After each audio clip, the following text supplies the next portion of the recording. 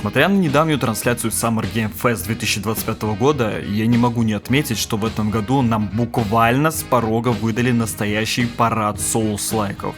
Первая же игра на сцене Mortal Shell 2. И знаете, неудивительно. Вообще, Mortal Shell это один из немногих Souls-лайков, который был хоть как-то на слуху у широкой аудитории. Ее и раздавали бесплатно, продавали по вкусной скидке, всячески подталкивали к тому, чтобы люди попробовали и прочувствовали, что же это за жанр такой. И, надо сказать, получилось. Особенно на фоне феноменального успеха Elden Ring и свежевышедшего Night Rain, которые до сих пор держатся в топах онлайна Steam. Все больше людей заходит в похожие игры, а заодно тянутся к Bloodborne и Sekiro. Казуал раз секиру дропнула, ха-ха. Но давайте честно, корни жанра лежат не в Elden Ring, а в Demon Souls и Dark Souls. Вот допустим ты, обычный геймер, наслышан о соусах и вроде бы даже морально готов влететь в ваш хардкор. Смотришь на список игр от From Software и просто не знаешь, с чего бы начать. Demon Souls, так он же только на PS3 или на PS5 в ремейке, а у тебя их под рукой нет, да и качать эмуляторы желания особого нет. Хочется чего-то современного? Ну, может Dark Souls ремастерит? Но, увы, там ремастер только в названии. Интерфейс устаревший, графика, ну, скажем так, на любителя. Играется не то чтобы плохо, но хочется все-таки первое впечатление получить приятное, а не в глаз. Тогда можно начать с Dark Souls 2, ну она ж вторая, логично, что должна быть лучше, да? Ну, не совсем. Про нее как-то не принято вспоминать с любовью, и вообще Миядзаки к ней особо руки не прикладывал. А мы ведь хотим настоящего погружения, чтоб с душой, чтоб страдать красиво, но честно. И вот приходит мысль, а может Dark Souls 3 современно, удобно, красиво и с душой. Решено. Покупаешь игру, загружаешь, запускаешь и... Давай сюда. Ой, блядь, ой-ой-ой, ебал. Да, блядь, заебал ты, ебать, блядь. Что ж, добро пожаловать. Ты снова и снова пытаешься и в какой-то момент побеждаешь. Звук достижения, и ты официально вступаешь в ряды начавших путь. Потом один босс за другим, ты либо побеждаешь их, либо они морально ломают тебя. Проходишь 2 дополнения, радуешься, выключаешь игру и вдруг ловишь себя на мысли: а я действительно прошел Dark Souls 3? А если нет? Если вот это все, это только половина пути. Ведь, друг мой, пока ты не выбил все достижения, не сделал платину, технически ты как бы еще в процессе. Но тут возникает вопрос, а вообще есть ли смысл во всех этих достижениях? Обязательно ли проходить игру на 100%? Или это просто трата времени, игра в числа, не имеющая ничего общего с настоящим опытом? Вот об этом я и хочу поговорить с тобой в этом ролике. В данной рубрике мы обсуждаем достижения, насколько важна платина и нужно ли реально добивать игру до 100%. Разумеется, говорю я это все не просто лежа на кровати. Каждую игру, о которой я буду рассказывать, я лично прошел на все достижения. И сегодняшний гость Dark Souls 3. Игра, в которой на PlayStation платину выбили всего 5% игроков, а в Steam всего 4%. Так ли это трудно? Или уровень сложности 7 из 10 это просто фильтр от казуалов? Давай разбираться вместе. Располагайся поудобнее и приготовься погрузиться в темные души. Перед тем, как мы начнем, давайте сразу договоримся, по-дружески. Если вам понравится это видео, а я уверен, оно вам точно понравится, и если вы находитесь на пути к закрытию игры на 100%, и ролик окажется хоть чуточку полезным, не поленитесь, спуститесь вниз, нажмите свой душевный лайк, а заодно и подписку. Так, ладно, немного отвлекся. Возвращаемся к теме. Что у нас там в общем и целом по платине и самой игре? Всего в Dark Souls 3 43 достижения. И, чтобы получить абсолютно все, вам понадобится примерно 100 часов. Но знаешь, с чего я хочу начать, как бы странно это ни звучало? Если ты играешь в Dark Souls 3 в первый раз и вообще до этого ни разу не прикасался к играм From Software, а может и прикасался, но все равно впервые запускаешь именно эту часть, не заморачивайся с достижениями, забей на них. Полностью. Более того, если ты прямо сейчас играешь в игру, поставил ее на паузу и зашел на YouTube, чтобы посмотреть этот ролик, то закрывай его и возвращайся к прохождению. Не забивай себе голову вопросами вроде «А с каким классом лучше идти за платиной? А какой билд выбрать, чтобы закрыть все быстрее? А что ответить этому NPC, чтобы не запороть квест? А какие ачивки самые редкие?» Не надо, просто получай удовольствие. Dark Souls 3 это невероятная игра. Одна из лучших, что я вообще когда-либо проходил. Бегай, исследуй, умирай, влюбляйся в атмосферу, страдай и радуйся, как оно и задумано. А если ты с самого начала будешь относиться к игре как к чек-листу ради достижений, поверь, игра превратится в рутину, а тебе оно надо прямо с порога. А теперь для тех, кто игру уже прошел и начал задумываться, а что там с платиной, ну или хочется послушать, что да как здесь происходит. И вот первое, что хочется сказать, если вы прямо сейчас решили пройти на все 100%, не запускайте NG+, на вашем текущем персонаже. Потом до вас дойдет, почему так, но пока просто поверь, лучше начать новым персонажем. И вот тут, внимание, возьмите на заметку. Если вы хотите относительно легко выбить все достижения, то самое лучшее, что можно сделать, это выбрать класс чародея. И уж поверьте, если не хотите бесконечно фармить ковенанты в онлайне, чародей ваш лучший выбор. Получается, что в игре, где ты вроде как волен быть кем пожелаешь, если хочешь платину без страданий, выбор по душе отодвигается в сторонку. Дальше совет, который подойдет не только тем, кто идет за достижениями, но вообще всем, кто играет в соусы.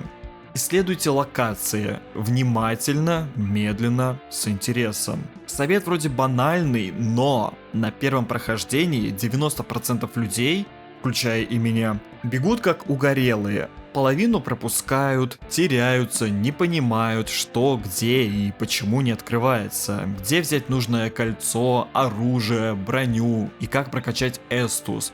И потом начинается «Я не понимаю». Я не понимаю! Я не понимаю! Я не понимаю! Если говорить конкретно про достижения, то практически каждая из них в Dark Souls 3 связано с тем, что ты, дорогой зритель, исследуешь и взаимодействуешь с этим миром. Здесь нет достижений из серии «Зачисти весь регион», «Открой аванпосты» или «Прокачай отношения с хранительницей огня до 100%». Хотя... жаль, что нет. Зато каждое достижение это как бы скрытый намек, чтобы ты был предельно внимателен и осторожен. Вот, к примеру, базовые достижения, которые в идеале у тебя должны появиться еще при первом прохождении. Максимальное укрепление оружия. Усилил любое оружие до плюс 10. Магистр закаливания. Попробовал все варианты пропитки. Абсолютный костер. Усилил костер на максимум. Абсолютный эстус. Собрал все осколки, чтобы получить максимум эстусов. Эти ачивки заставляют тебя искать шорткаты, лезть в каждый угол, проверять каждый трупик на предмет лута. Но если уж и быть реалистами, то сомневаюсь, что ты все это реально нашел. И теперь представь, что мы еще не начали говорить про ковенанты, кольца, заклинания, жесты. Конечно, ковенанты это вообще... песня, отдельная история, мы до них еще дойдем. Просто держи в голове, исследование тут неотъемлемо. И это касается не только перечисленных или базовых достижений. Даже локации и боссы, любимые всеми сердцем, тоже могут быть пропущены. Например, достижение за нахождение пик Архидракона или заброшенные могилы можно легко упустить. Они не связаны напрямую с сюжетом, и ты до них тупо не дойдешь, если будешь невнимательным или не будешь знать, как туда попасть. И в какой-то момент ты начнешь понимать, все эти достижения делают одну простую вещь. Заставляют тебя играть глубже. Ты не просто проходишь босса и бежишь дальше. Ты останавливаешься, смотришь, ищешь, читаешь описание предметов, думаешь, что тут вообще происходило. Dark Souls 3 начинает разворачиваться перед тобой по-настоящему. Я понимаю, что многих тушат исследования. Локации сложные, врагов много, а до босса дойти сложнее, чем его убить. А тут тебе говорят, не просто дойди, а вычисти все подчистую. И это, конечно, может утомлять. Но не забывайте, о какой игре мы говорим. Это Dark Souls. Я вот, например, с первого раза кайфанул не столько от побед над боссами, сколько от момента, когда наконец открывал шорткат после получаса блужданий. Фу, думаю, насчет этого я выговорился. Так что давайте двигаться дальше. Только что мы говорили про боссов, и в игре 18 достижений завязаны с ними. Из них 6 легко пропускаются, если опять же таки играть невнимательно. И вот эта шестерка слева направо. Проклятое великое дерево, старый король демонов, Ацейрос, чемпион Гундир, древняя Виверна и, конечно же, безымянный король. Все эти боссы опциональные, сюжетно на игру практически не влияют, поэтому значительное число игроков их просто пропускает. Можно подумать, раз они опциональные, может они прям трушные, хардкорные боссы и игроки из-за этого не хотят их проходить. Ну, не совсем. И если честно, вся эта пятерка, кроме безымянного короля, ложится спать довольно быстро. Вот, например, проклятое великое древо. Опциональный босс, но по сути обязательный. Если вы добрались до поселения нежити, то уж точно должны были наткнуться на этого гигантского деревянного товарища. Ну, просто невозможно его не заметить. Я даже не представляю, каким чудом можно пройти мимо и хотя бы не попытаться его убить. Сам по себе босс, как мне кажется, довольно занятный. Да, он своеобразный, не без этого. Огромное дерево с украшениями в виде яйцевидных наростов, по которым, собственно, и надо его калашматить. А арена какая, по меркам Soulsborne чуть ли не футбольное поле. Пока ты увлеченно избиваешь его по яйкам, вокруг начинают бесконечно появляться всякие нежити и прочая мерзость. А когда ты справился с первой фазой, земля внезапно уходит из-под ног. И сюрприз, у дерева отрастает третья рука. Короче, босс просто пиздец. Но, честно говоря, он мне даже понравился.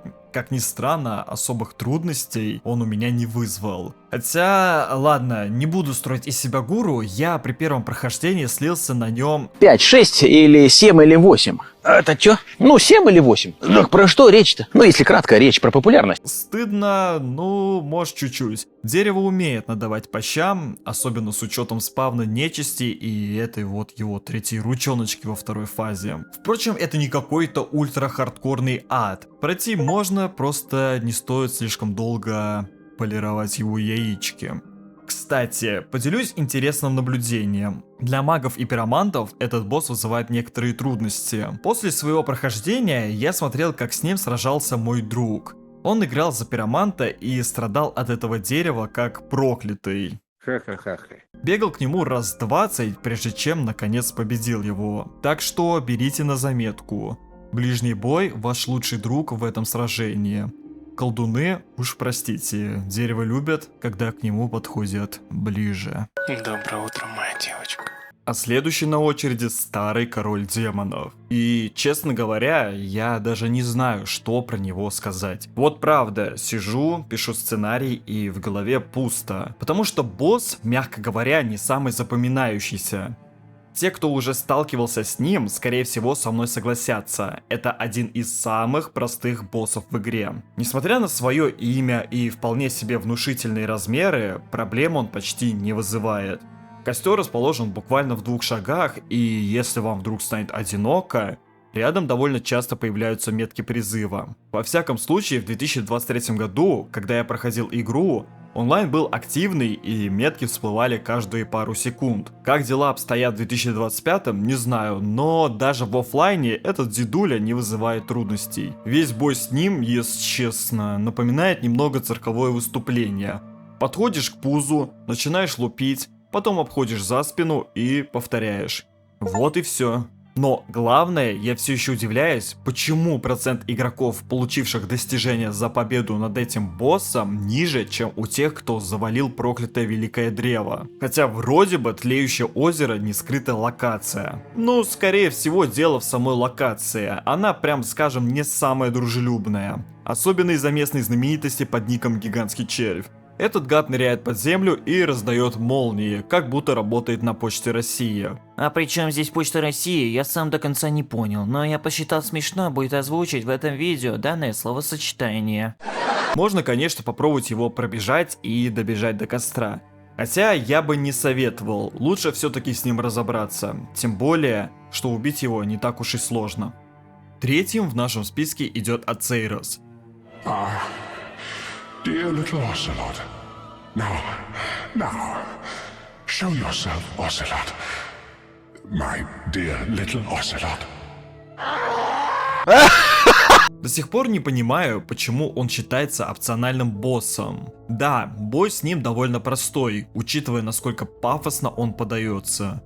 Но при этом его мувсет вполне себе на уровне сюжетных боссов. А если копнуть чуть глубже, то становится еще интереснее. Потому что у него, как выясняется, куча нереализованных задумок. Ты мне не ровня. Но самое вкусное начинается после победы над ним. Буквально с его падением открывается куча всякого интересного. Новые достижения, предметы, концовки, опциональные боссы. Даже скажу больше, как по мне, именно с Ацейросом связаны одни из самых атмосферных и запоминающихся кусочков контента, несмотря на то, что это уже буквально эндгейм. Сам босс, кстати, вполне достоин попадания в мою личную топ-5. Он странный, криповый, но именно этим и цепляет.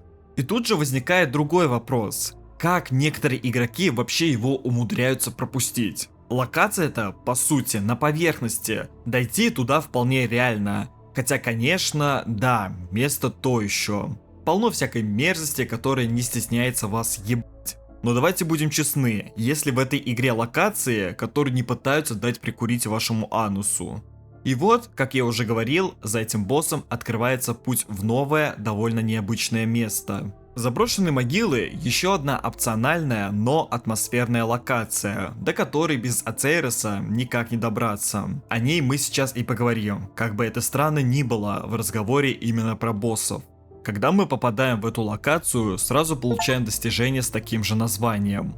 Здесь можно найти весьма достойный лут. Например, кольцо с шершнем, полезная штука для любителей ПВП. А про ПВП мы, кстати, еще обязательно поговорим. Также именно здесь открывается путь к одной из альтернативных концовок. И про концовки тоже будет отдельный разговор. Хоть у нас и получается, что мы все поговорим, да поговорим, но не волнуйтесь, все будет, всему свое время. Главное, что в этой локации нас поджидает еще один опциональный босс. Чемпион Гундир. И он, скажем прямо, посерьезнее своего сюжетного собрата. Быстрее, злее, агрессивнее, не дает расслабиться ни на секунду. А во второй фазе он вообще устраивает полноценный бойцовский клуб. Что могу сказать от себя, бой с ним реально ощущается тяжелым. Не потому что он нечестный или рандомный, а потому что нужно постоянно держать концентрацию. Он не прощает ошибок и требует хорошей реакции. С первого раза вряд ли получится его завалить, но именно в этом и прелесть. Интересно, что игру мы начинаем с судьей Гундиром, а здесь возвращаемся к нему, чтобы завершить историю. Такой себе символичный круг. И знаешь, 40% игроков, получивших достижения за победу над ним, это честная цифра. Далеко не все доходят до него, а те, кто доходят, вряд ли забудут этот поединок. Но, к счастью, или может быть к сожалению, на заброшенных могилах и чемпионе Гундире скрытые локации и боссы не заканчиваются. После победы над Ацейросом у нас появляется возможность подобрать жест Путь Дракона. И именно он открывает доступ к локации Пик Архидракона. А там уже вас ждут два финальных опциональных босса в нашем списке. Древняя Виверна и, конечно же, Безымянный Король. Само достижение Пик Архидракона дается также за посещение этой локации. Но у меня возникают сомнения, что для большинства игроков абсолютно очевидно, что нужно еще раз вернуться в подземелье Иритила, вытерпеть все это безумие и в нужном месте использовать жест. Не скажу, что это прям интуитивно. Что касается самой локации, она адски сложная. Мне, честно сказать, настолько жесткий каладробин, как в этой локации, еще нигде не прописывали. Я еще раз спрашиваю, у кого из вас разъезжен анус?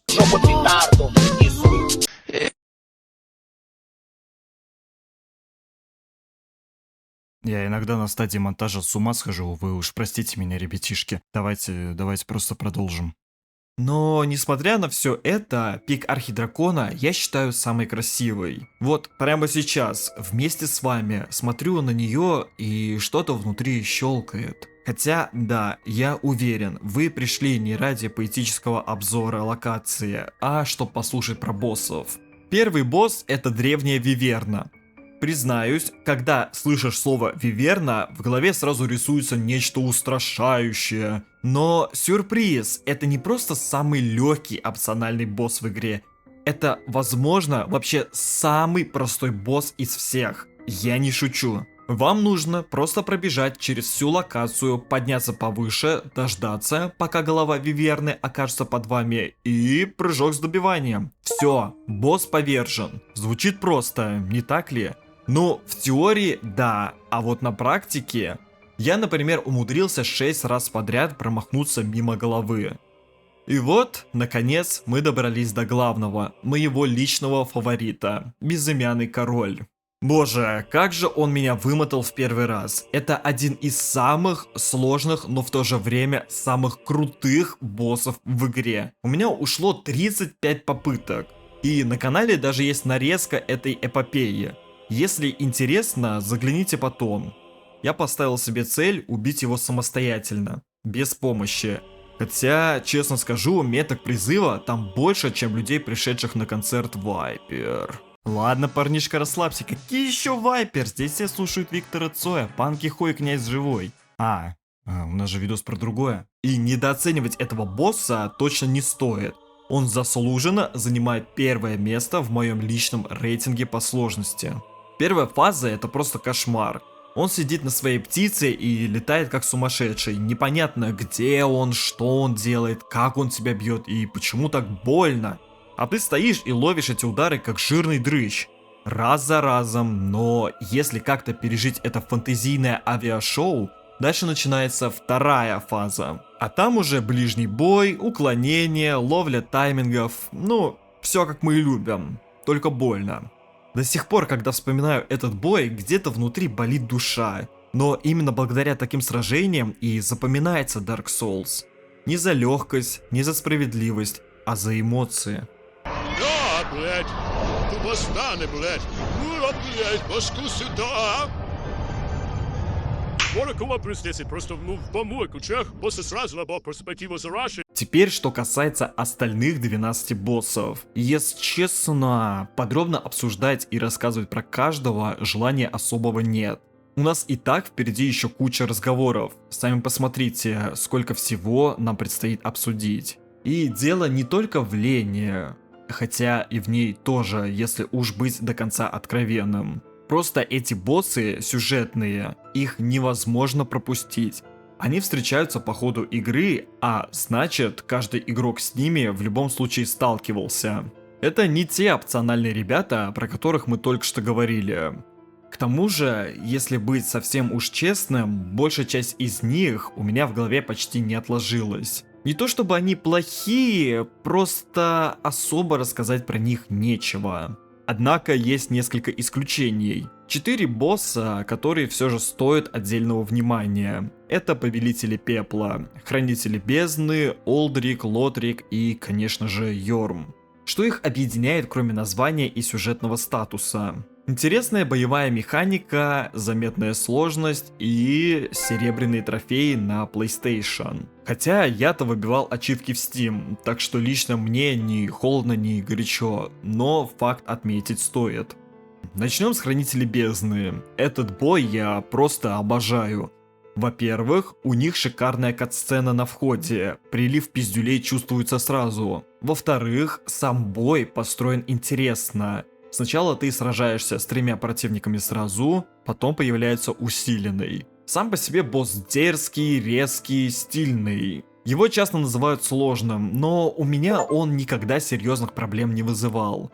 Далее Олдрик. Вот тут уже поинтереснее. Этот слизкий мерзавец один из тех, кто стабильно портит мне нервы, независимо от того, за какой класс вы играете. Его стрелы, магия и прочая хуйня, все это в сумме выносит тебе мозг, пока ты просто пытаешься к нему подойти. Кастует как будто из принципа А вдруг ты не выжил? Ой, Для меня он уверенно входит в тройку самых сложных боссов. Хотя, конечно, это не уровень Безымянного Короля или Медира. Но при всем при этом победить его, конечно же, можно. Теперь Лотрик. Да, это тоже тяжелый босс. И лично я бы поставил его на 2-е место по сложности. У него присутствует все. И бешеный урон, и телепорты, и атаки, которые не читаются, и душная дорога до арены, особенно если умирать почаще. Но вот что странно, запомнился он мне меньше, чем Олдрик. Не знаю почему. Хотя, как босс, он абсолютно заслуживает свою репутацию. И, наконец, Йорм. Тут все просто. Сам по себе он огромный и внушительный, но бой с ним скорее шоу, чем испытание. Все дело в мече Повелителя Бури. Нашел меч, выстрелил и понеслась. Несколько красивых залпов и Йорм падает. Главный прикол тут не в сложности, а в самой механике. Кстати, забавно, несмотря на то, что на каждого сюжетного босса полагается достижение, за финального босса Душу Пепла ачивки нет. Теоретически его убийство связано с достижением законцовки, но все равно странно. Был бы красиво отдельный трофей с его изображением, достойное завершение пути. В целом, по сюжетным боссам это все. Разбирать тактику или мувсет особого смысла не вижу. Вы с ними точно встречались. К тому же, как это часто бывает в Souls играх, путь до босса обычно сложнее, чем сам босс. Если вас уже начали пугать достижения, связанные с боссами, ну что ж, боюсь, дальше будет только веселее, потому что настоящий мед в погоне за всеми достижениями скрыт не там. Он затаился как раз таки в этой части видео. Я говорю о ковенантах и, конечно же, о фарме в ковенантах. Так что, дамы и господа, устраивайтесь поудобнее. Сейчас мы с вами аккуратненько нырнем в эту хтонь. В игре есть 8 ковенантов, и за вступление в каждый из них дают отдельное достижение. Но настоящее веселье начинается, когда вы захотите получить все заклинания и кольца. Потому что часть из них, как назло, выдается за повышение ранга в ковенантах. А чтобы повысить этот самый ранг, нужно приносить специальные предметы. Так, в чем же подвох? Почему бы просто не побегать по миру и не собрать нужное количество этих предметов? Ну, потому что они, зараза такая, не валяются просто так на каждом шагу. Хотя, ладно, у некоторых ковенантов действительно можно найти пару-тройку подношений просто на земле. Но этого будет смехотворно мало для полного ранга. Так откуда же брать остальные? Вот тут игра начинает подмигивать вам и говорить: а не хочешь ли, друг, поиграть в онлайн? Да. Чтобы получить нужные предметы, вам нужно активно участвовать в онлайн-сражениях. У кого-то помогать другим убивать боссов, у кого-то вторгаться в чужие миры и портить жизнь обычным игрокам, где-то защищать бедолаг от этих самых вторженцев. Все зависит от конкретного ковенанта, но суть одна: без онлайна никуда. Многие из-за этого начинают паниковать. Понимаю вас. Сама серия игр Dark Souls не из легких. А когда к тебе врывается человек с ником типа Супер Ома, у которого в руке оружие, которого ты даже в жизни не видел, хочется выключить игру. А если вдруг ты сам попробуешь оставить знак на призыв для ПВП, будь готов, что тебя моментально размотают. И вдогонку еще пару раз поклоняться, чтобы унизить морально. Ну красота, не правда ли? Иногда действительно создается ощущение, будто онлайн в игре это такая зона, где с самого релиза сидят вечные задроты, которые играют в PvP на уровне киберкотлет из Quake 3. Типа, человек в Dark Souls зашел, когда еще мать его не родила, и с тех пор не выходил. Но это обманчивое суждение. На самом деле в онлайне полно обычных игроков, таких же как вы. Многие просто заходят в игру с включенным онлайном, даже не думая о ковенантах. И да, вы уже и сами участвуете в онлайне, пока не отключили его вручную в настройках. Так что фантомы, вторжения, призывы, все это часть общего опыта, а не какая-то элитная зона только для своих. Несмотря на возраст игры, онлайн живет и здравствует. В Стиме стабильно держится от 8 до 10 тысяч игроков одновременно. Я сам фармил ковенанты в 2023 году, и уже тогда онлайн не проседал. А сейчас, в 2025, ситуация примерно та же. Стоит знать еще одну важную штуку. В Dark Souls 3 к вам присоединяются и вторгаются игроки вашего же уровня. Да, есть небольшой допуск плюс-минус 10 уровней, но в целом вероятность того, что к вам внезапно ворвется псих, прошедший игру 8 раз и с фулл билдом для PvP, заметно снижается. Так что все не так страшно, как кажется. И вот тут совет от меня. По ходу прохождения, если видите возможность, не стесняйтесь взаимодействовать с онлайном. Оставьте знак, вызовитесь на помощь, вторгнитесь к кому-нибудь. Даже если и страшновато, это нормально, это принимается. Начните с малого и постепенно прокачайте скилл. Говорю как человек, который соревновательные онлайн-игры, мягко говоря, не жалуют. Максимум, где я мог более-менее проявить себя, это в КС-очке, ну или в Фортнайте. А когда я 2 года назад впервые узнал, что ради достижений в Dark Souls 3 придется фармить ковенанты в онлайне, скажу честно, это меня слегка прибило. Тем более, напомню, это была моя первая Souls игра, и все эти разговоры про психов PvP и вторжение от задротов только подливали масло в огонь. Но знаете что? При аккуратной игре с долей удачи и без лишней суеты, все это вполне реально. Более того, со временем я даже втянулся. Бывали моменты, когда я вторгался к игрокам и попадал на таких же, как я, с чувством юмора и добрым настроем. Иногда удавалось красиво спарировать кого-то, кто играл лучше меня, или сделать сочный бэкстепчик. И знаете, это доставляет удовольствие. Хотя, если честно, второй раз я бы это проходить уже не стал. Не настолько это весело. Но об этом мы поговорим подробнее, когда будем разбирать каждый ковенант по отдельности.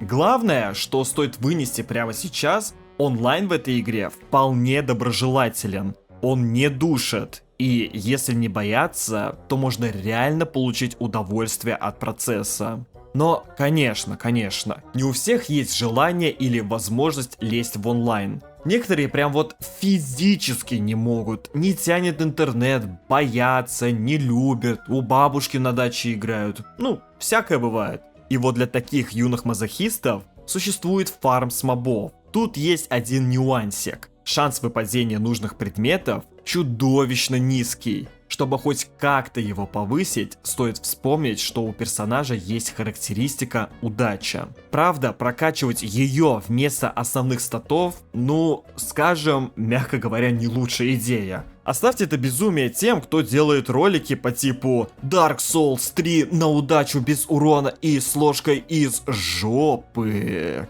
Но все же другие способы повысить выпадение предметов есть. Например, убивая мимиков. С определенным шансом можно получить символ алчности, который добавляет аж 100 очков к поиску предметов. Правда, это немного забавно. Чтобы выбить предмет, улучшающий шанс выпадения предметов, тебе сначала нужен шанс, чтобы он выпал. Идем далее по списку. Кольцо жадного змея. В игре можно найти обычное такое кольцо, и оно дает плюс 50 к поиску. На NG++ можно получить улучшенную версию на плюс 2, что прибавит вам 100 к поиску предметов. Но самый сок лежит в платном DLC «Город за стеной». Там спрятано кольцо на плюс 3, которое прибавляет аж 115 очков. Казалось бы, разница с плюс 2 всего 15 единиц, но поверьте, в условиях этого фарма это как золото. Рапира знатока кристальных чар. Достается за душу одноименного босса. Проблема в том, что эту же душу можно потратить на заклинание, нужное для ачивки магистр чародейства. Придется выбирать, или идти в НГ+, за второй душой. Но помните, на каждой новой игре враги становятся жирнее и сильнее. Ржавые монеты. Обычные дают плюс 50 к поиску на 60 секунд. Можно купить у лоскутика или у служанки. А вот золотые ржавые монеты — это уже VIP-сегмент. Они дают почти 100 к поиску предметов. Но добыть их сложнее. Они лежат в локациях и всего 3 штуки. И теперь, даже имея все возможные бафы, включая шапку мимика, кольцо плюс 3, рапиру и золотую монету, выйдет стат где-то в 422 единицы поиска предметов. Даже с этим числом, чтобы выбить 30 нужных айтемов, ну, например, серебряных рыцарей, вам, скорее всего, придется завалить около 550 серебряных рыцарей. И это, напомню, только ради одного ковенанта. Так что теперь вопрос к вам, дорогие зрители. Что выберете вы? Рискнуть выйти в онлайн или надеть шапку мимика со счетчиком StatTrack и провести следующие 6-12 часов в молчаливом фарме? Теперь, когда я в целом прошелся по ковенантам, предлагаю перейти к тем, которые нужны для получения всех достижений. И именно тем, где нужно сдавать предметы и прокачивать ранг. Начнем, пожалуй, с первого такого ковенанта – мародеры. Вступить в него можно в локации деревня Нежити. Эта локация вообще как кладезь всего важного для ачивок. Не удивлюсь, если там даже сам Миядзаки где-то прячется. Достижение получается интересным способом. До убийства босса дерева находим там такого 2-метрового амбала с пилой. В отличие от остальных местных мразей, у него эта клетка заметна. Подходите и смотрите катсцену. Вас переносят в специальную зону, где происходит вступление в ковенант. Когда я впервые узнал, что так вообще можно телепортироваться, я реально приятно удивлен, как говорится. Хотя нет, даже больше. Я был шокирован тем, сколько всего важного можно найти в одной этой локации. Что нам нужно для прокачки ранга у мародеров? Предмет костяные оковы. Чтобы получить нужную награду, нужно сдать 30 таких оков. За 30 штук дают пиромантию теплота. Она нужна для достижения по сбору всей пиромантии в игре. Теперь самое интересное, где же в онлайне набивать столько оков? Самая топовая локация, и это справедливо вообще для всех PvP ковенантов, площадь после убийства понтифика Салливана. Это место просто кишит активностью. Суть простая. Зона выглядит как гладиаторская арена. Игроки там дерутся 1 на 1. Правда, попасть на такой ивент – случайность. Либо оставив знак призыва, либо, если повезло, вторгнуться в разгар побоища. Но главное, самое что интересное, у этого ковенанта, чтобы получить костяные оковы, не обязательно убивать именно хоста. Если он умрет вообще от кого угодно, вы все равно получаете предмет. Так что иногда достаточно просто быть свидетелем чьей-то смерти. Фарм ковенанта занял у меня немало времени, но это все равно в разы быстрее, чем альтернатива фарм оков с мобов. В катакомбах Картуса с мечников тоже падают костяные оковы, но посчитайте.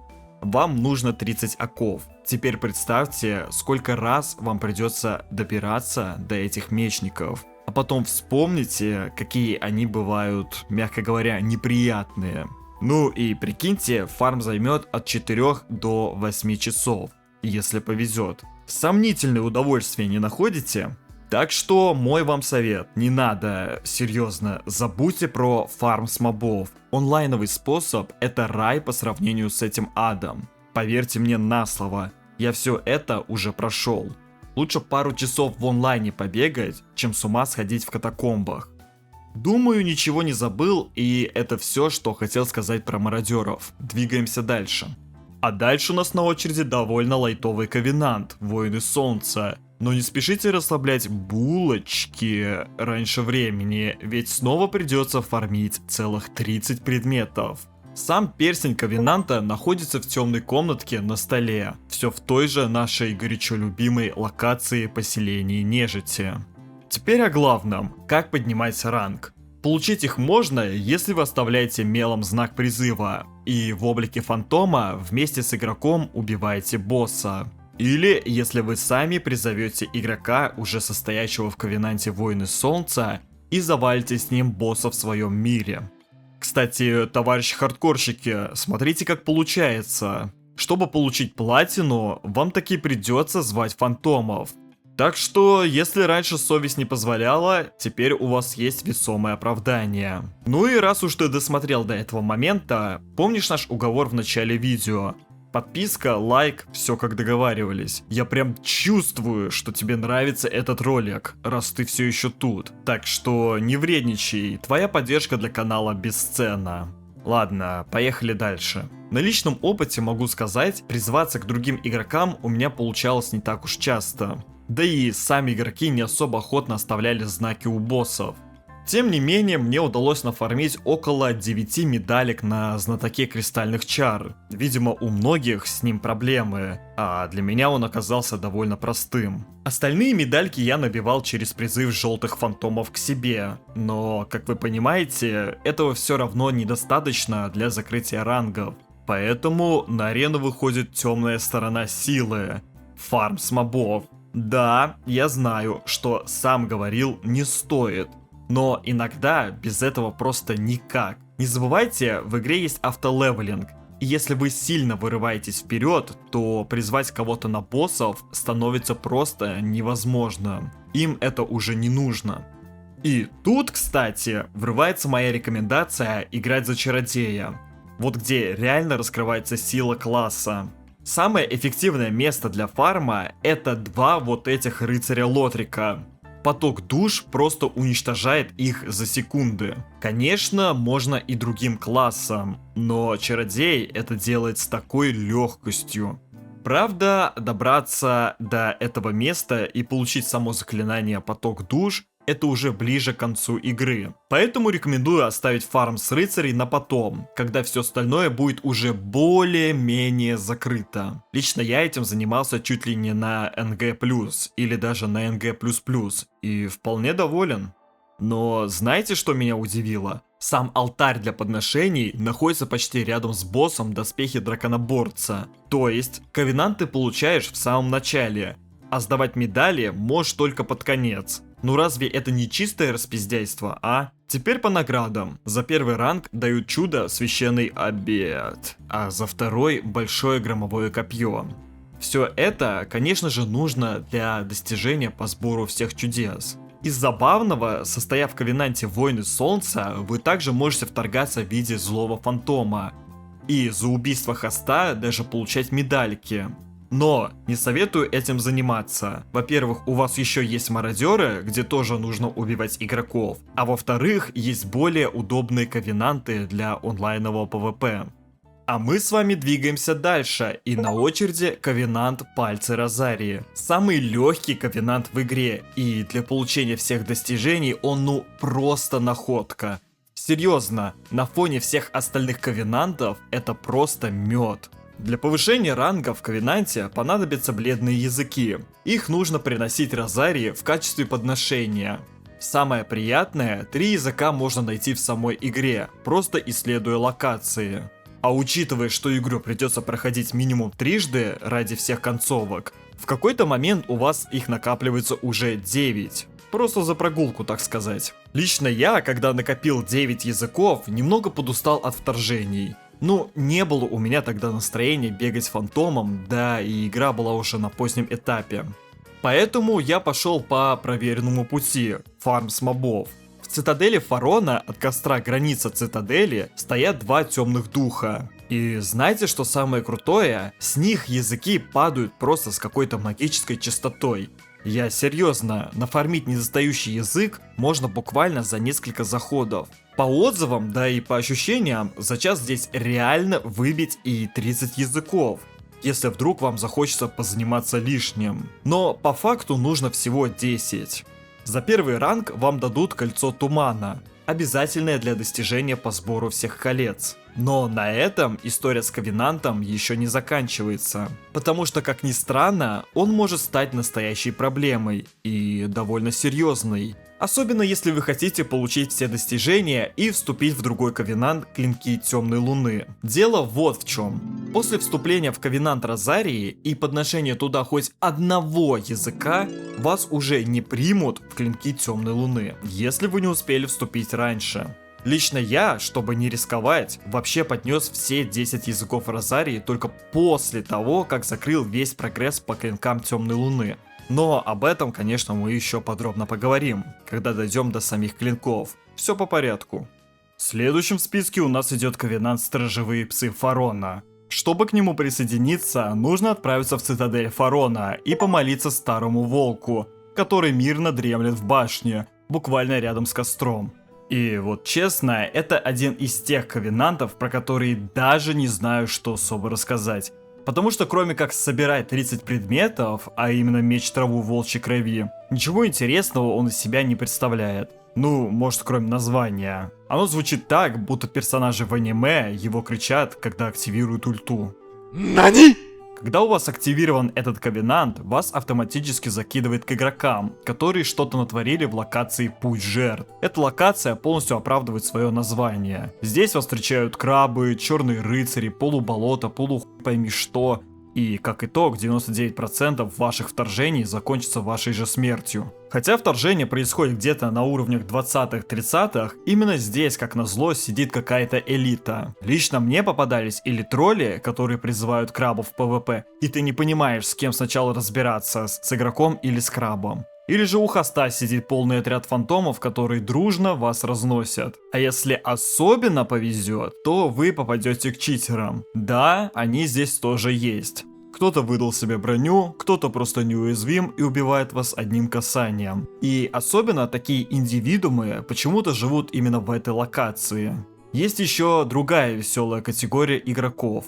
Это те, кто просто не хотят с вами драться. Они будут кататься по всей локации, убегая к мобам, к черным рыцарям, к крабам, в надежде, что вы сдохнете сами или просто устанете их преследовать. А учитывая, что перекаты в этой части это почти божественная неуязвимость, догнать их становится испытанием посерьезнее любого босса. В общем, перечислять, что может с вами случиться при фарме этого ковенанта, можно до бесконечности. Может, мне не везло, может, я просто безрукий. Но почти все мои вторжения здесь заканчивались неудачей. Хотя, может, у вас будет иначе. В итоге, лучшим способом для меня и в целом для получения достижений снова стал фарм с мобов. Причем, на удивление, он довольно эффективный. И, как бонус, это еще и одно из лучших мест для фарма душ. Речь идет о костре руины цитадели. Прямо у костра сидят 3 мозгляка. 2 из них можно снести одним ударом. И возврат к костру занимает секунды. Особенно классно тут фармить чародеем. Мозгляки буквально падают от одного выстрела. Я, кстати, именно ради этого фарма перекачался из тяжелого рыцаря в мага уже на НГ++. Пришлось, конечно, сначала немного пофармить душ. Все в том же месте, где я советовал добывать медальки солнца. Не скажу, что это лучший выбор, не агитирую никого так извращаться, но мне реально так было удобнее. И знаете что? Я кайфовал. Включил что-то на фоне на ютубе и за 3 часа набил все нужные 30 предметов. И все это ради того, чтобы получить волчье кольцо за 2-й ранг ковенанта. А как вы уже помните, это кольцо нужно для достижения по сбору всех колец. Хочется верить, что это уже последний ковенант для фарма, но, увы, расслабляться рано. Предпоследний в нашем списке это верный Олдрику. Чтобы к ним присоединиться, нужно пройти в уже знакомую вам часть локации, где, как вы помните, разворачиваются основные онлайн-сражения.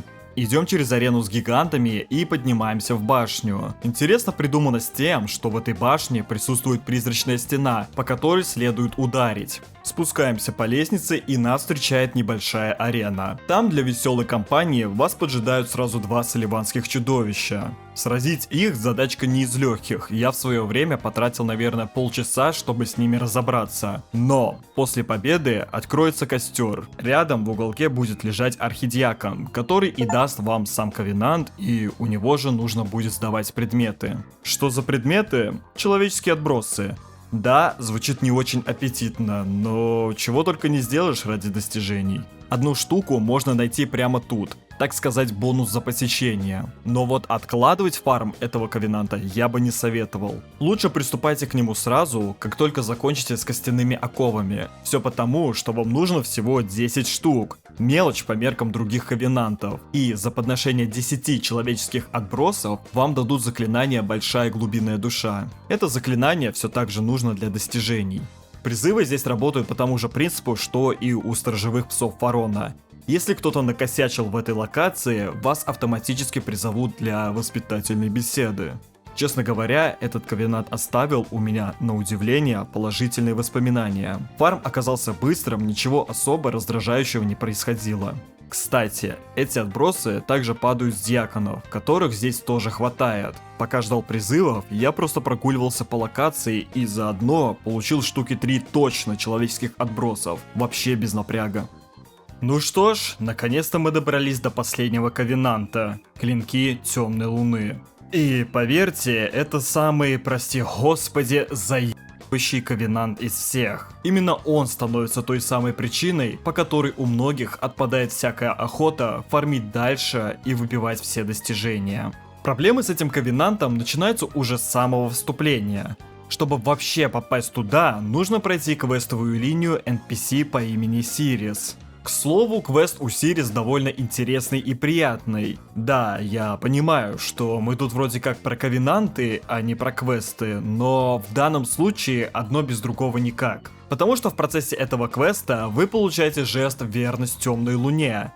Когда я рассказывал о ковенанте Пальца Розарии, я настаивал не состоять в нем до завершения квеста Сирис и не подносить языки. Потому что если вы нарушите обещание, квест она просто забросит, и никакой верности Темной Луне вам уже не светит. Так что иметь в виду нужно.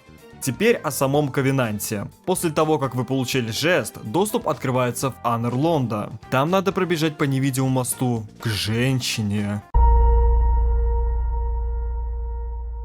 которая выглядит как живая копия куклы. Я не знаю, что ей задавал хуже. Хождение по воздуху или хождение по воздуху с целью общаться с женщиной. Но, тем не менее, именно она принимает нас в ряды клинков. И ей же потом нужно будет приносить ковенантные предметы, свидетельство верности. По классике жанра нужно 30 штук. И если вы уже заебались от предыдущих ковенантов с такой же цифрой, то готовьтесь, тут будет еще хуже. Фармить их, конечно же, можно двумя способами. Первый через онлайн. Вас будут призывать в помощь к игрокам, которые носят ковенант Лазурного Пути. То есть, если на таких игроков нападет фантом, вы появляетесь, чтобы его прогнать. Звучит круто, если бы только кто-нибудь носил этот ковенант.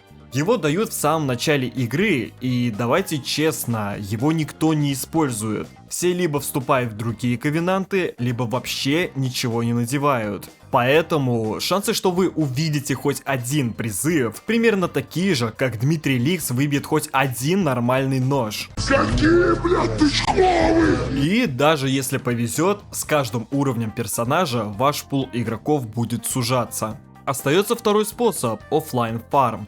И здесь нас ждут старые знакомые, серебряные рыцари Ваннерлонда. Эти парни совсем не промах. Они жесткие, агрессивные и совершенно не горят желанием отдавать вам свои свидетельства.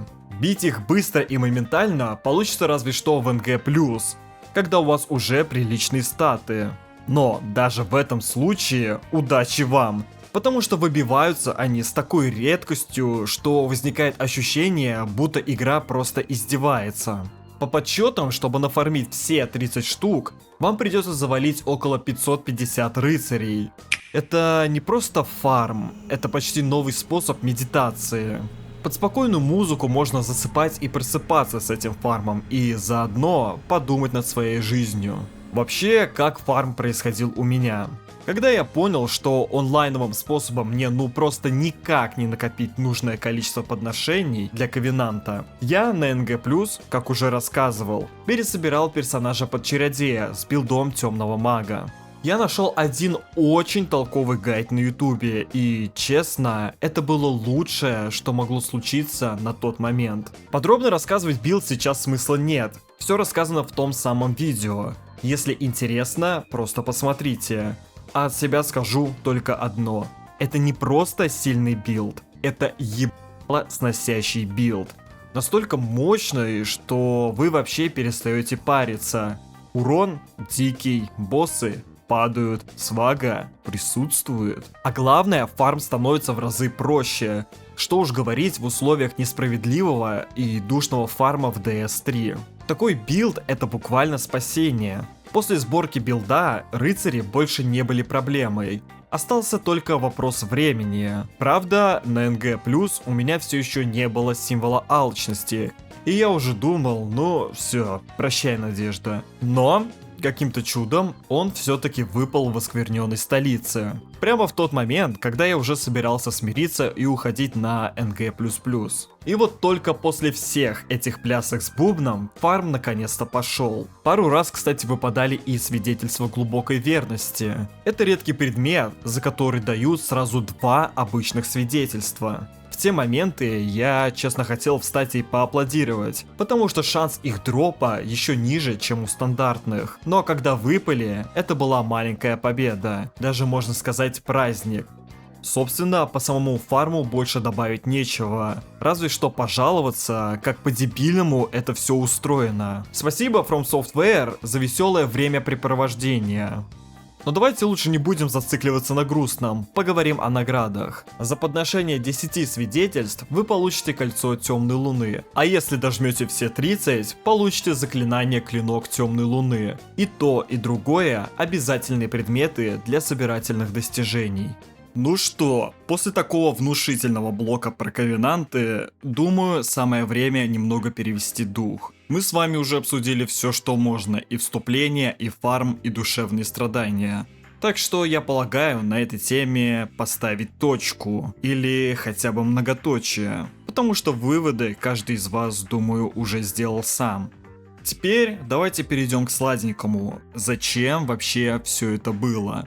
Ну да, дают какие-то заклинания, кольца, ковенантные приколюхи, и вроде бы на этом спасибо. Но по сути, где в этом всем смысл? Так вот, смысл есть, и он куда глубже, чем просто собрать ради галочки. В Dark Souls 3 есть отдельные достижения за сбор всех заклинаний, всех чудес, всей пиромантии, а также всех колец. Это не просто собери потому что можешь. Это такая аккуратная, но настойчивая форма мотивации. Игра опять-таки буквально подталкивает тебя исследовать каждую локацию, залезать в каждый уголок, общаться с NPC, завершать их квесты. Поэтому, если вы не против, я бы хотел сейчас остановиться на теме заклинаний и колец. Достижение магистр чародейства считается самым легким из всей троицы, связанных с магией. И, честно говоря, даже я сам как-то умудрился получить его при первом платиновом прохождении без особого напряга. Основная масса чар берется у Орбика. Он щедро предлагает аж 24 заклинания, что, согласитесь, неплохо. Найти его можно недалеко от входа к боссу Знаток Кристальных Чар, на 2-м этаже. Как и большинство NPC в Dark Souls 3, Орбик личность тонкая и обидчивая, так что давайте сразу разберемся, как его приручить. Первое, что ему нужно, это интеллект 10 или выше. Придется хоть немного качнуть интеллекта. Ты собираешься качать интеллект. Где, в игре? Или где? В игре нет. В жизни тоже. После этого он переедет в Храм Огня, где предложит вам 11 базовых заклинаний. И, между прочим, весьма полезных. Если вы следовали моему совету и выбрали класс Чародея, то они вам пригодятся. Но погодите, почему он продает только 11? Где же остальные 13? А вот здесь начинается охота за свитками. Их нужно найти в разных уголках мира и отнести Орбику. Только после этого он раскроет перед вами весь магический ассортимент. Интересно в нем еще то, что если вы привели Орбика в храм, убили 4 боссов и при этом не отдавали ему ни одного свитка, он просто уйдет и все, покупок больше не будет. Добро пожаловать на НГ+.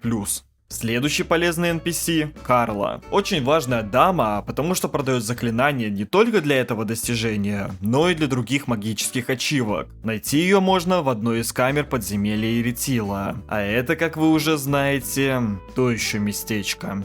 Чтобы освободить Карлу, понадобятся ключи, а ключи, как назло, находятся в соседней локации. Прекрасный квест вне расписания. Но за это, признаюсь, я разработчиков даже уважаю. Без желания получить достижения, вы вряд ли стали бы рыскать по подземельям в поисках какой-то там Карлы. А тут раз, и открыл для себя кусочек контента, который мимо прошел бы. После ее спасения никаких особых требований она не предъявляет. Не сбежит, не обидится, даже если вы вообще забудете про нее. Теперь к Лудлиту. Он обменивает души боссов на уникальные чары. Всего понадобится 3 души: знатока кристальных чар, диаконов глубин и Ацейроса. Поэтому я очень настоятельно не рекомендую поглощать души боссов ради пары лишних 1000 душонок. Кстати, обратите внимание, что даже здесь игра подталкивает вас к убийству Ацейроса, а значит, достижения действительно переплетены между собой и одно ведет к другому. Красиво, не правда ли? Оставшиеся 4 заклинания просто валяются в мире. Рассказывать конкретно, где именно они лежат, я не буду, но думаю, вы уже и так уловили суть. Все снова сводится к исследованию локаций. Следующее достижение в нашей коллекции – магистр пиромантии. Нужно выучить все виды пиромантии, которых, между прочим, 27 штук. Казалось бы, не так уж и много, но не спешите радоваться. Начнем с главного поставщика пиромантии – Корникса. Он продает 13 заклинаний. По традиции, сначала его нужно найти и вызволить. Просто освободил и получай пиромантию. Он сразу предложит 4 базовых заклинания. Остальные же, как уже заведено, откроются только после того, как принесете ему специальные тома. Всего в игре их 5, но Корниксу нужно всего 3, после чего он будет продавать действительно мощные заклинания, особенно если вы играете пиромантом. Остальные 2 тома нужно относить Карле, той самой из подземелий Иритила. Она выучит из них еще 5 заклинаний и с радостью продаст их вам. Теперь переходим к Лудлиту. У него можно обменять на заклинания 3 души. Первое – это душа заблудшего демона. Это мини-босс, который на первый взгляд как будто и не особо важен. Ни ачивки, ни торта с надписью «Ты молодец». Но вот так сюрприз. Его душа нужна для получения пиромантии, то есть убить все-таки придется, даже если изначально и не планировали. Разработчики снова заставляют пройти то, что казалось необязательным. Затем ему нужна душа старого короля демонов. Ну и душа Верховного Повелителя Вальнира. Еще 5 заклинаний просто разбросаны по миру. Главное, как обычно, не бежать сломя голову, а внимательно исследовать локации. Если не спешите и не боитесь заглянуть в каждый уголок, то точно ничего не пропустите. Единственное, что хочу добавить от себя, не обольщайтесь. Эти заклинания почему-то любят находиться в самых, как бы это помягче, неприятных местах. Знаете, такие локации, где даже стены, кажется, хотят вас убить. Ну да.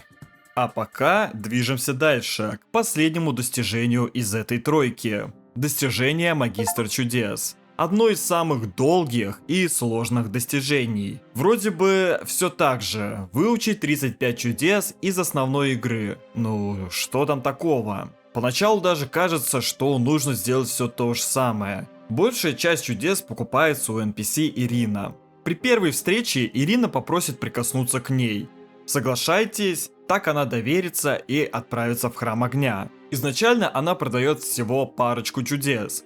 Чтобы открыть еще 6, ей нужно принести 2 священных фолианта. Но в игре есть еще и темные фолианты, и с ними уже надо быть предельно осторожными. Они тоже открывают доступ к заклинаниям, причем весьма мощным. Но стоит вам купить хотя бы одно темное чудо, и ее охранник Эйгон решает, что вы плохо влияете на бедную девушку, и утаскивает ее на арену к судье Гундиру. Если к тому моменту вы уже убили босса доспехи драконоборца, то ничего не произойдет. Но если все же Эйгон заберет Ирину, придется сначала разобраться с ним в честной дуэли, а уже потом вернуть ее обратно в Храм Огня. Но если даже после этого докупить у нее все темные чудеса, то вуаля, чудеса в кармане.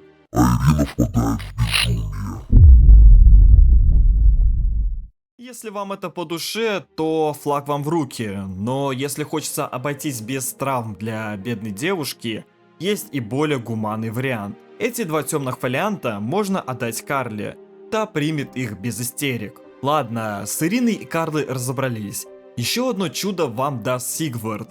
Главное, не убейте его, как это сделал один небезызвестный стример. Блять. Ой-ой-ой-ой-ой-ой. Вот.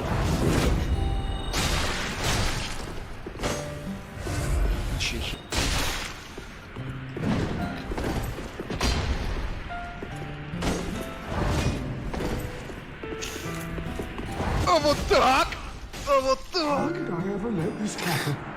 Нахуй было рофли надо мной. И тем более там явно что-то... Ладно, такими рофлят, если что, кнопка лайка снизу. А мы давайте, пожалуйста, продолжим наш видеоролик. Заклинание выдается по ходу его квеста, когда вы встретите его на кухне в Эритиле. Далее Лудлет.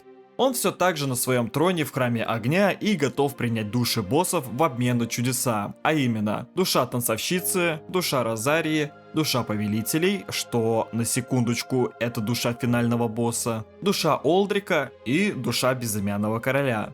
Да, список внушительный, но без этих ребят никак. Еще 10 чудес просто разбросаны по локациям. Придется поискать, но в этот раз каких-то сложностей нет.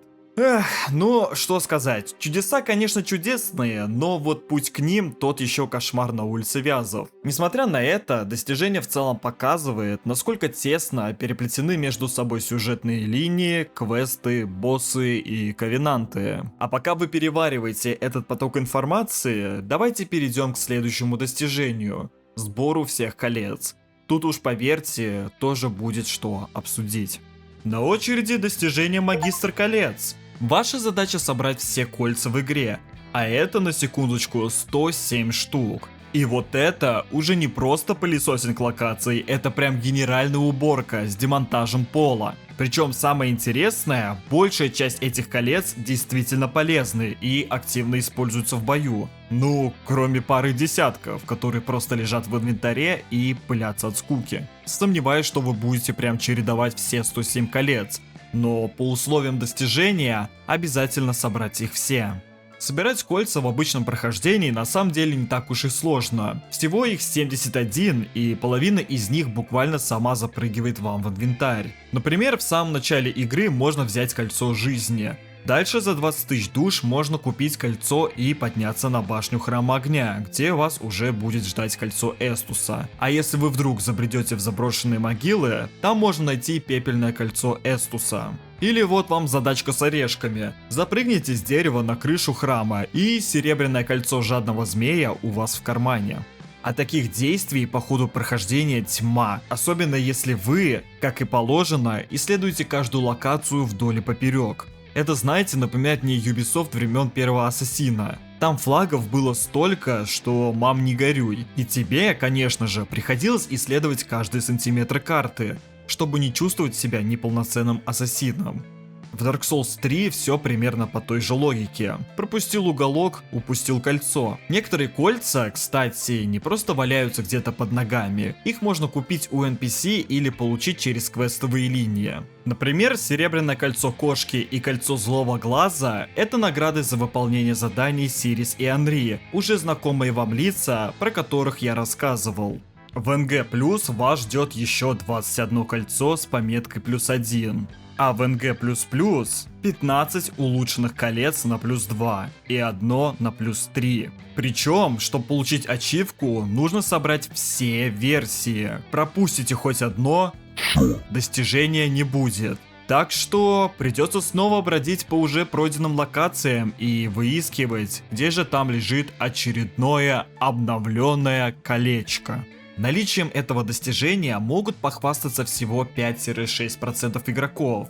Кстати, раз уж заговорили о кольцах, расскажу вам историю, как я чуть не начал рвать волосы на своей голове. На своем последнем платиновом забеге, когда, казалось бы, уже все было собрано, все 107 колец, игра просто не выдавала достижения. Ты играешь уже в 8-й час, на НГ++, тебя всего трясет, ты буквально живешь на одних кострах и мечтаешь только об одном — дожать последние ачивки и наконец-то уйти на покой, а тут достижение не появляется. Конечно, я начал подозревать, что дело в баге. Перебирал все кольца, выкидывал, поднимал, начал гуглить, перелопачивал статьи и вики, как маньякич, пытаясь понять, что я пропустил. А оказалось, что все это время на крысичах тихо и мирно лежало кольцо с пестрым камнем. И не подумайте, что оно где-то в недрах ада. Ну, так-то в недрах ада. Но не суть. Его вполне себе легко найти в тлеющем озере. Чтобы его достать, нужно просто с помощью гигантского арбалета разрушить стену. Я это место причем знал, но в основном прохождении я его упустил.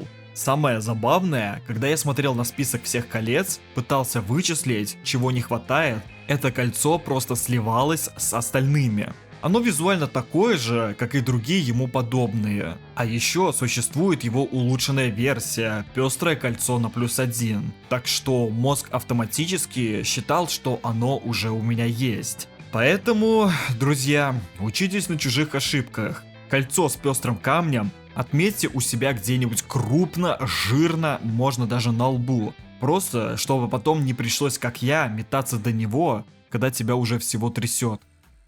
Но, знаете, на этом сборы в Dark Souls 3 не заканчиваются. А жаль, правда? Казалось бы, ну вот уже все, ковенанты нафармили, кольца собрали, опциональных боссов положили, заклинания выучили. Но нет. Ой, а у нас тут еще достижения за жесты. Вы же не против, правда? Вот и думай головой. И вот тут вспоминаем про наших дорогих NPC и их квестовые линии. Именно они играют ключевую роль в получении достижения под названием Магистр жестов. Для этого нужно собрать 33 жеста. По умолчанию у нас уже есть 7 жестов. Еще 10 можно получить просто по ходу игры за стандартные действия. А вот оставшиеся 16 завязаны с NPC, их квестами и выполнением некоторых условий. Причем многие из них вполне реально получить, даже не зная всех нюансов. Просто идете себе, общаетесь с персонажами и внезапно получаете жесты «рухнуть» или «добро пожаловать». Например, поговорили с кузнецом Андре и получили жест «Ура!». И вот вам еще один жест в копилку. Но, как обычно, без подводных камней не обошлось. В игре есть конфликтующие квесты, и если вы не в курсе, можете легко упустить один из них. Например, низкий поклон. Выдается от NPC Хейзел, если вы хотя бы раз поднесли бледный язык Розарии и при этом еще не убили босса локации.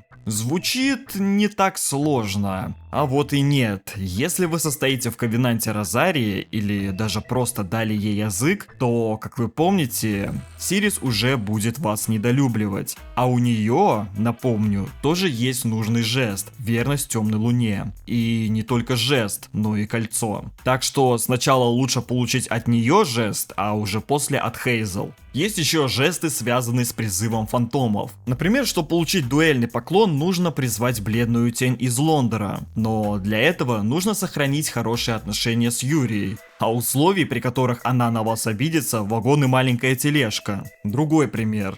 Жест «Клянусь своим мечом», который выдает чернорукий Готард. Единственное, не забудьте призвать обоих до победы над Хранителями Бездны, после уже будет поздно. Но иногда фантомы не только помогают, но и вторгаются. И за одно из таких вторжений можно получить жест «Спасибо».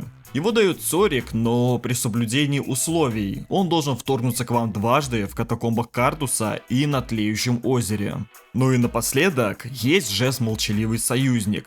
И получить его можно, если скупить определенные заклинания у Орбика, а потом просто с ним поболтать. Многие, кстати, об этом забывают и жест в итоге не получают. Другие жесты перечислять сейчас не буду, я пробежался по самым интересным и запоминающимся.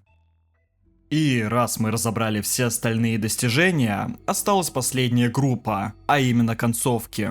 Честно скажу, долго думал, что вообще можно сказать в этом блоке. Вроде бы и разбирать каждую из 3 концовок можно, и путь к ним тоже, но давайте по-честному, это уже давно разобрали за меня, да и не один раз. Так что нет смысла превращать финал видео в зубодробительный гайд с миллионом ответвлений. Тем более концовок всего 3. Каждый из них требует определенных действий, но базовую концовку, скорее всего, получил каждый, кто прошел игру до конца. Так что если вы добрались до финального босса и благополучно его закопали, поздравляю, вы уже обладатель ачивки «Зажечь первое пламя». Но, что забавно, я лично оставил эту концовку напоследок. Сначала у меня была концовка огня, за которую дают достижение с таким же названием. Чтобы получить ее, нужно, оказавшись в локации заброшенной могилы после победы над чемпионом Гудзиром, найти глаза хранительницы огня и отнести их в храм. Ну а потом, когда финальный босс будет повержен, призвать саму хранительницу огня. Сама сцена красивая, мрачная и даже немного философская. Хранительница берет пламя, но не дает ему загореться. Вместо этого позволяет огню погаснуть окончательно. Но мы весь здесь собрались не теории по концовкам строить. У нас осталась последняя концовка и, соответственно, финальное достижение. Узурпация огня. Честно говоря, рассказывать все пошаговые действия для получения этой концовки мне уже совсем не хочется. Думаю, к этому моменту я и так достаточно наговорил, и если вы досмотрели до этого момента, то, скорее всего, ваши мозги уже начинают медленно кипеть от такого объема информации и местами плотной духоты. Прошу прощения, если это так, но с другой стороны, а как иначе, я по-другому просто не умею. Зато давайте хоть под конец немного себе упростим жизнь и не будем вдаваться в еще один длинный список условий. Думаю, вы не обидитесь, правда? Мне эта концовка кажется невероятно эпичной, даже в каком-то смысле хочется, чтобы именно она была каноничной. Я периодически пересматриваю ее просто чтобы прочувствовать эту атмосферу. Ну а вам, чтобы кайфануть также, придется еще дойти до нее.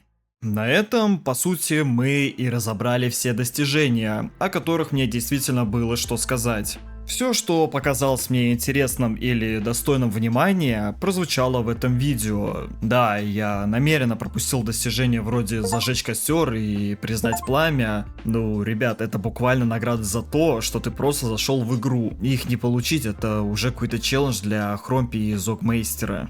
Также я опустил некоторых сюжетных боссов по вполне понятным причинам, мы их уже обсудили в отдельном блоке. Про синих стражей тоже ни слова не сказал, потому что достижение берется буквально само собой и рангов у Ковенанта нет. Так что, думаю, вы ничего не потеряли. Вообще, как бы глупо это ни прозвучало, в итогах особо говорить уже и нечего. Повторять базу смысла нет. Все, что хотел донести, уже сказал в начале видео, да и по ходу обсуждения каждого достижения выводы можно было сделать самому. Если ты внимательно слушал, ты все понял. Единственное, что могу сказать с уверенностью, выбивать абсолютно все достижения по итогу стоит только в 2 случаях. Либо ты ярый ачивхантер, либо действительно обожаешь эту игру. Если нет, то и смысла в этом тоже нет. Фармить условные десятки предметов ради рангов, собирать абсолютно все кольца, жесты и заклинания — это по-хорошему просто безумие. И обычному игроку это совсем не нужно. Пока я готовил это видео, я заодно закрыл и Dark Souls Remastered на все достижения. Да, немного не в тему, ведь мы тут обсуждаем третью часть, но, честно говоря, сравнение напрашивается само собой. Обе игры имеют очень схожую структуру достижений. И там надо собирать заклинания. В первой части есть интересное достижение Рыцарская честь, а в третьей Магистр колец. Так вот, несмотря на схожесть, в первой части все это выбивается в разы проще. Конечно, тоже нужно прочесывать локации, фармить мобов, приносить предметы ковенантам, но там ковенанты качаются только до первого ранга, и бустов шанса выпадения хоть отбавляй. Короче, главной сложностью остается само прохождение игры, а достижение это как вишенка сверху, в отличие от третьей части, где... Ну, мы с вами уже обсудили это. Повторять не буду, чтобы не задушить окончательно. К слову, если вам зашел такой разговорный формат и вы хотите увидеть аналогичный видос по ремастеру первой части, дайте знать в комментариях. Что могу сказать напоследок тем, кто после всего услышанного все же решит выбить все достижения. Если вы прямо сейчас смотрите на список достижений и не знаете, с чего начать, послушайте вот что. Игра давно не новая, ей уже 9-й год, и за это время появилось море полезных гайдов. В PSN Profiles расписано все пошагово, думаю, вы сами это видите. Или вот на стратегии отличный русскоязычный гайд, который помог уже десяткам тысяч людей. Так что теперь, когда у тебя есть такой арсенал знаний, остается только одно: включить голову, выбрать подходящий способ и шаг за шагом идти к заветной соточке. Все? Умри, блядь!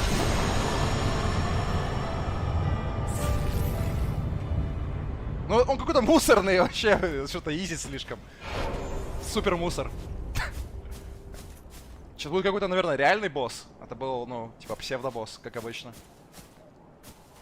Окей, я жду, где реальный босс. Ну и, конечно, хочу поблагодарить тебя за то, что досмотрел это видео до самого конца. Но постой, не убегай, есть еще пара слов, которые хочется сказать. В ближайшее время будут выходить и другие ролики в похожем формате, только уже по другим играм. Я параллельно продолжаю закрывать игры на все достижения, и чаще всего это именно те игры, которые побеждают у меня на аукционе. У нас там прям настоящий трофихантерский аукцион, где зрители голосуют, какую игру я возьмусь добивать дальше. И раз уж на то пошло, я довольно часто стримлю на Твиче. Там я прохожу игры на 100%, иногда страдаю, иногда радуюсь, но всегда стараюсь сделать это с душой. Пока готовился этот ролик, мы уже успели закрыть Borderlands 2 на все достижения. Именно она победила на прошлом аукционе. А сейчас мы проходим Resident Evil 4 ремейк, тоже на полное закрытие всех ачивок. Так что, если тебе интересна эта движуха, хочется повлиять на контент, подсунуть мне свою любимую игру для полной зачистки, а потом еще и увидеть разговорный ролик по ней, то добро пожаловать на стримы. Заходи, общайся, будь частью этой небольшой, но душевной компании. Мне правда будет очень приятно, если на одного человека, увлеченный темой достижений, станет больше. Еще раз огромное спасибо за просмотр, надеюсь тебе было интересно, и мы с тобой еще обязательно услышимся.